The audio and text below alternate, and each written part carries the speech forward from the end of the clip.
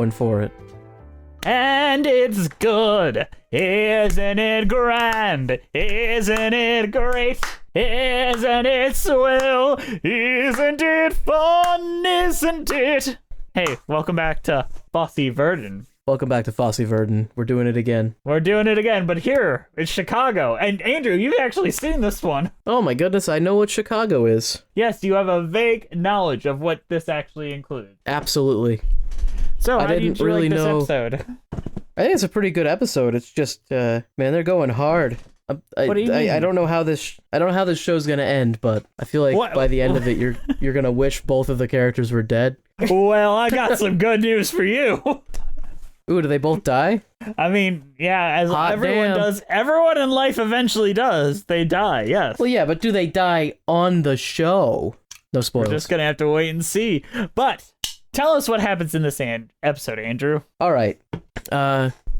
They are doing Chicago. It's actually happening. They finally made it happen. Opening up in like 1 week. Gwen is all upset because she thinks that there's not a big enough ending number for her. So she's like, yeah, we gotta write a bigger ending number, but like, cause the show needs it. I mean, the show did need it, though. Let's be fair. Yeah, but then it was also more like, yeah, but I need it on the real. It eventually became a battle of whose show it was, because if it's Roxy gets a solo number, it's her show, but if it's a duet, it's Fosse's show. Yeah, but I mean, it is Fosse's show. He's the director. She wanted it to be his show. She made him the director. Because he was the only one that would hire her. Yeah. And then she gets all upset when he's like, well, you're really not that great. Sorry. Like the rehearsal scene where they're doing the puppet number and he has like this really intense choreography and then he's like, no, just sit there. Yeah. You know, it's a little sad, but it's like, you know, if you can't do it, you can't do it, you know? Andrew believes that theater is a meritocracy. I believe that art in some form is a meritocracy, as much as that word is used in very bullshit fashion usually. Yes, it is. I'm feel like trolling when I say it right now. I feel as though art, if anything is a meritocracy, art is the one thing you could maybe argue. Though the existence of pop music and money in art, maybe not. Money is the ultimate merit. Money is all the good noodle stars on my board. How'd you like really the whole musical episode is numbers just about how Gwen just keeps getting... Wait, what happened? You just kind of lagged out for me. I missed what you said. No, it doesn't matter. Just keep going. I was gonna say the whole episode is really just Gwen getting screwed over and over again, and then reacting in very poor ways to it as well. Right. And what about Fosse? I mean, he's not guiltless. No, but I mean, you already accept that he's a terrible person at this point. Just because we're used to him being terrible, we kind of are focused on Gwen.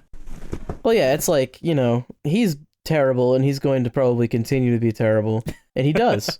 So he's cheating on his new girlfriend now with random actresses, just like he always has, and giving very awkward monologues about how no one likes him. It's like listening to him talk is like reading from like the incel board on Reddit or something. It's like, but he is not an incel. He is like the opposite of an incel. I know, it is bizarre. It's like, nobody likes me though, right? Right? Nobody likes me. No, everybody loves you, Juice. Everyone loves you. Nobody loves me though. They all love me, but no one likes me. Oh, it's really something. And then there's the whole plot about them having their kid, which I don't really understand how it quite fits in, really. But I feel like it's a bit there. of story that we needed to elaborate on. Like, maybe it links back to Fosse's, like, reason why he doesn't feel like a man and feels like he has to fuck everything that moves because he's infertile, perhaps? Or maybe they're trying to make some sort of reference that maybe it isn't his kid. I don't think so. I think there's enough genetics there to show that it's his kid. No, I mean, I don't know. I don't know. It really feels like they're hinting that it might not be, but they do bring up Verdon's son that we just dropped for a while. Yeah, does he ever show up again? Did he ever show up at all in the first place? Nope. I don't even remember him. There's a baby. He was a baby. Oh, yeah. No, he did show up the one time. But yeah, only as a baby. So then she also ruins her vocals by swallowing confetti from a confetti gun. Yes. Which I can't imagine. That actually happened and damaged her vocal cords for like ever. Yeah. No, those confetti cannons, you shouldn't face those towards like musicians or actors. Or people or trees in California. Like, no matter what. Really, anybody. There was a video of a band that I used to watch of a confetti cannon hitting the bassist right in the nads, and he actually got he was no longer able to play for like 2 months. They had to replace him on tour. Why did his testicles radiate all his musical talent? No, he couldn't walk. Oh, my bad.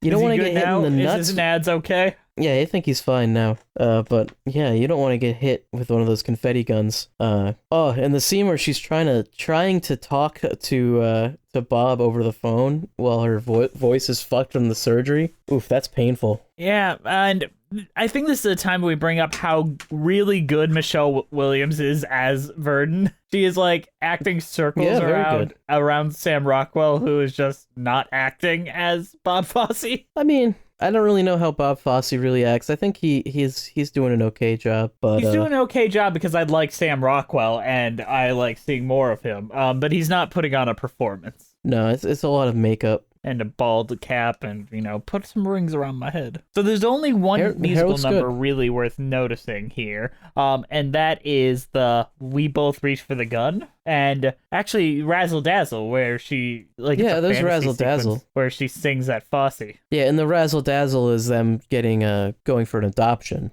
Yes. It means two things, Andrew. It means two things. But with the context of Chicago, does that mean more to you? I don't think I remember anything in Chicago in referencing how they're using this song. I mean, let's talk about how the show uses the songs. Like, for Pippin and all that, you thought it really understood Pippin and used the songs there very well. Yeah, because I feel like with Pippin, it was very much describing where Bob Fosse was at pretty well. Does Razzle Dazzle have anything to do with not putting being able on to have children? And putting on a show for people and trying to frame it like you're normal? That's about it, but honestly, I feel like they didn't need to put on that much of a show. Like, to get an adoption, you just have them come over to your house, you're loaded, famous. I mean, they how much of a show do you really have to put on? He wasn't quite famous, yes. He wasn't quite famous, but she is. And how much of a show do they really have to put on? Like, hey, we have a lot of money and we're definitely able to take care of this kid. Like, that's not a hard sell. It's so weird, Andrew. All right, imagine you and I are married, all right? I know it doesn't seem like that big of a stretch. I'm imagining it. Oh, God, the gun's coming out. He's putting it to his head. Andrew, don't! No!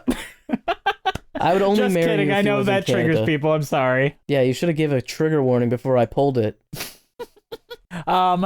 You find out I've been cheating on you, all right? Okay. How do you react when you come home to me? All right. Well, I immediately start throwing all of the china in the house at you. Babe. I know how to fix this. Let's have a baby. Oh my God, you're so right. Wow, I've changed my mind. And that's how it works, guys. Relationships are much easier than everyone's. I mean, it was beyond that though. It was like she's throwing all the glass in the house at him, and then he's just like, "We should get married. I love you more than anything else in the whole world. Let's get married." But I need to fuck other people. And have a baby. It's ridiculous. Like, I don't understand Hollywood relationships to begin with. Like, Scarlett Johansson, right? I know of her, yeah? Yeah, you know who she is and that she exists. She's in Jojo Rabbit. Yeah. That's her famous movie. She recently said, monogamy is not realistic for anyone, and I'm sick of pretending that it is. And she's been married like 5 times. I don't know about realistic for anyone, though I will say I don't think polyamory should be as looked down upon in society as it really is, but it should be an agreement between both right parties. That's the main thing. It's the consent part of it. Well, yeah, that's the difference between polyamory and just cheating on somebody. I mean, would you want to be in an open relationship, like, as you, Andrew DeWolf? Would that be something you could ever imagine yourself being like, oh, I'm down to clown with that? I mean, I could imagine it. I don't think it's something I'd want to do right now. No, just in general. I could picture myself being a strong cuckold, I could see it. You want to be cucked? I mean, I could picture it. I'm not saying that I want to right now.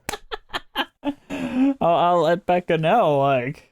I've had conversations with people that have polyamorous relationships, and they all say it's a wonderful thing. They're glad they did it, but they never want to do it again, is basically it. Like, I learned a lot about myself. I learned a lot about my partner. Never want to do anything like that again. Well, not everyone's like that either. Some people probably do want to do it again. No, but it's a consistent thing I hear from multiple sources that didn't know each other. Like, yeah, I really enjoyed that, but there's different issues. Like, so imagine you're out actively having this open relationship, having sex with other people, and your spouse who you're in this open relationship with isn't actively searching, and that's bringing guilt to you. That is what has often ended these relationships. It's the fact that only one partner is out actively embracing the open side of it. Let me put this towards you, though. Do you only feel guilty for that because our society has so strongly forced monogamy down everyone's throat that you feel guilty for it because you feel like it should be monogamous? Well, let's just frame it as in a metaphor. It's the same as a sexual relationship where only one person comes every time they have sex. So like every sexual relationship, right? That's how it always is? Is it? Yeah, I'm pretty sure that's 100% of them, right? Patrons, let us know in the comments. How often do you and your partner come? I've never had sex, so I couldn't really say. Oh, red pill? You're on the brain cell Reddit? Black pill. Oh. But yeah, that's basically an apt comparison, I figured, to what an open relationship is where only one side is participating. Sure, but both sides are able to participate, so... Well, I don't know. I feel like it's part of that trust thing, where you feel like you're the degenerate, once again, because of society standards. Well, yeah, and that's what I'm saying is it's not because of polyamory or anything like that. It's because society is basically made you feel like that this is what you should be doing. I don't understand a lot of things, but I don't think I could do polyamory because I have a hard enough time, like, being emotionally available for the people I am there for. Jess, you're not able to be emotionally available for yourself, and that's the real problem. You might have a point there.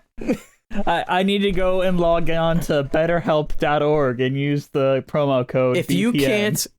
If you can't be there for yourself, you can't be there for anyone else. And I think it's very clear that Bob Fosse cannot be there for himself. Or to quote everyone's favorite musical, Rent, "You'll never share true love until you love yourself. I should know." Exactly. That is actually a quote from Bob Fosse's memoirs.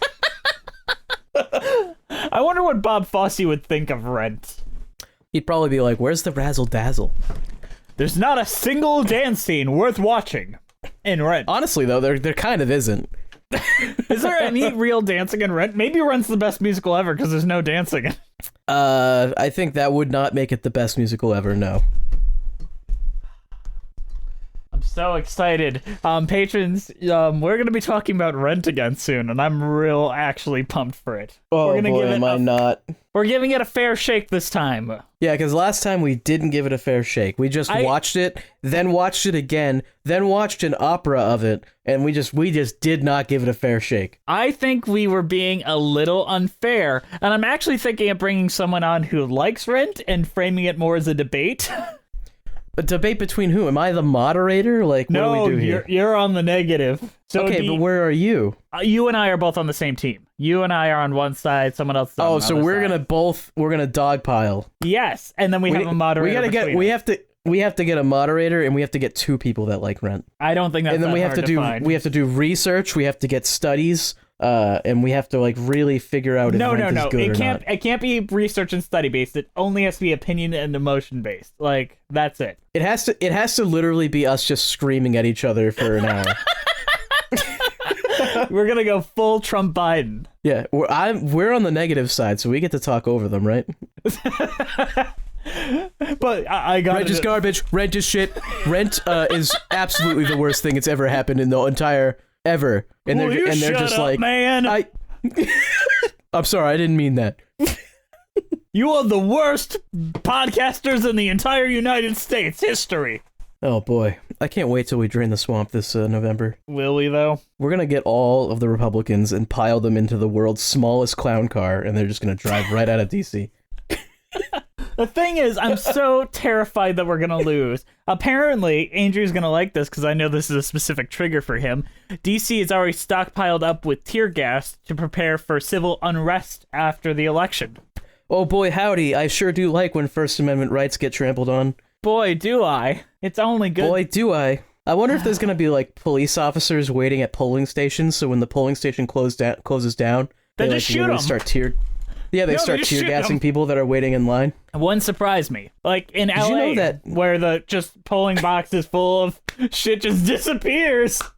Did you know that waiting in line for 11 hours just to vote is pretty fucked up and shouldn't be how our system works? Isn't that like a fucking shocking notion? Apparently not, Andrew. That's just America. You know it's weird that we have to register to vote? I find that bullshit. As soon as we get our fucking state ID, we should be registered to vote. It really... I don't even think you need a state ID. You should be registered to vote with your fucking social security number, which you get at birth. Obviously, immigration is a different thing, but they also get social security numbers, so why can't we just vote using that? What the Get rid of the electoral college as well. Yeah, get rid of the filibuster, get rid of the electoral college, stack the court. And pack the courts. Let's go. Fucking no more going easy on these Republicans. They've proven that they will do anything in their power to keep their power. Let's do it right back to them. Fuck them. Fuck them. Oh god. So Bob Fosse. You get rid of the electoral college. There will never be another Republican president. Well, yeah, because there's just more people that have common sense and want to move to other places with common sense. God forbid the intelligent progressives want to live in fucking the middle of bumfuck Georgia or Missouri. All right, so Bob Fosse, who would he vote for? Bob Fosse would probably be a Trump supporter. He might be. You know, it's actually a phenomenon. Like a lot of like famous like actors and things like that. They're very like Randian, like libertarian-esque because they feel like if they were able to make it, then anyone can make it. So it's they kind of get that like that mentality where it's like, well, these other people must not be working hard enough. I mean, I was able to do it. You know, I feel like Bob Fosse might have that mentality. Though I don't want to put words in his mouth. I don't know what his actual politics were. I feel like he was anti-Reagan, which now that I think about it, probably makes sense that he would probably not be a Trump supporter. Trump and Reagan have literally the same political slogans. And I hate them both equally. I mean, if you had a gun and you had Trump, Reagan, and Mike Pence, and only 2 shots, who would you kill?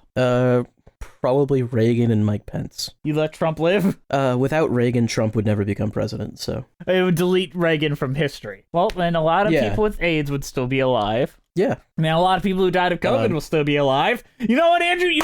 You solved the world! Kill Reagan! I did it. You are just like Squeaky Fromme. You should have killed Reagan. I mean, Reagan, Nixon, and Bill Clinton did a lot of fucking damage to our political system, and it hasn't really gotten much better.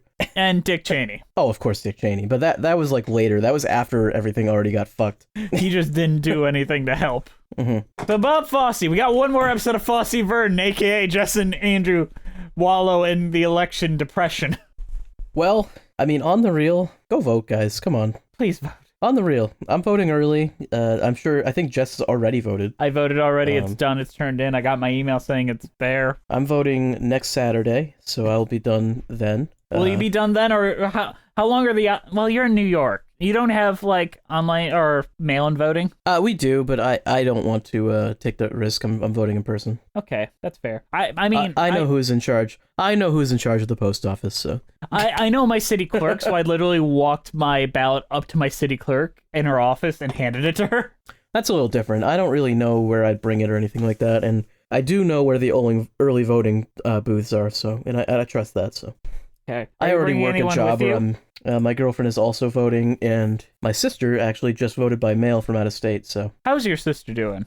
Oh, she's phenomenal. I'm not gonna lie, I've always kind of wanted to have her on the podcast and have like a I don't think she would have anything of note to say, to be fully honest with you. I don't know why, but I feel like she'd be real funny.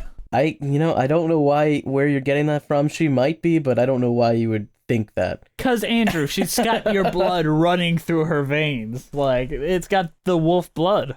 Oh boy. Jess is at the coming in with the eugenics argument here. Oh no! Nah, it's true though. She's got the DeWolf blood. She's got that Norse blood running through her. On that note, we'll see you guys next time on Patreon Plus Cheese, or whatever this show's called. I don't know. I'm excited to see Fosse and Verdon die. I mean, I'm ready for it. And then we're talking about the Muppets, Andrew. Like a bunch of Muppet movies. There is so much Muppets content that we have to go through. Are we going to do the TV shows as well? We won't do the TV shows, but we'll do a couple TV movies. I have a list of things to want to cover, and it's not going to be extensive. We are not doing the fucking Muppet Wizard of Oz again. I'm not talking about No, we're not doing any of the things we've already done on the show. I'm not watching it again. I'm not watching it again either. We're not doing anything we've done on the show, whether it be on this one or the Disney Plus. I don't think we did any in the Disney Plus series. We will be covering some fun Christmassy ones for the holidays, which I think will be nice. There's a really good Muppets Christmas special and a really terrible Muppets Christmas special. We're going to cover both of them. The really good one being the Christmas Carol, the really bad one being... Oh, no, we're not doing Christmas Carol. We're not going to cover Muppet Christmas Carol? Unless you want to do a third one, but I only planned for 2. Oh, then I don't even know what the really good one is. Is the really good one the It's a Wonderful Life one? Or is that the really bad one? No. So the Muppets a little while after they canceled, they'd made this like a very Muppet Christmas thing where they all go to Fozzie's grandma's house, and it's like all of the Muppets, even the ones from Sesame Street and Fraggle Rock. It is like the Avengers of Muppets. Well, Fraggle Rock is sick, so it's actively a very, very good special. That sounds awesome. It is awesome. It is so good. I love like Fraggle Rock that it exists in that you can reference it and people might or might not know what you're talking about is fantastic. It's one of my favorite things. But the other one we're talking about, so you know that the Muppets went through a pretty big identity crisis in the early 2000s because they weren't really owned by anyone. Yeah. So in that time, NBC bought a Muppet special specifically for them, a Muppets Christmas special. But they basically used it as an excuse to sell Universal and NBC shit. Of course they did. So like it's just a commercial. It kind of is like the Grinch's Who's will show up just for a shot, or like an entire scene takes place on the set of Scrubs because that was big on NBC at the time. Waka Waka. Yeah. So that's the bad one we're going to be talking about. But we got a lot of Muppet content to go through, but it's not going to be every single Muppet movie. We're going to just do a slightly extensive watch, and then we're going to move on to something else. We just needed a palate cleanser after Fall. We needed something happy. Happy. Come on, get happy. We'll make you happy. All right. We gotta go. We got other stuff to do tonight. We'll see you next time on Patreon with Cheese.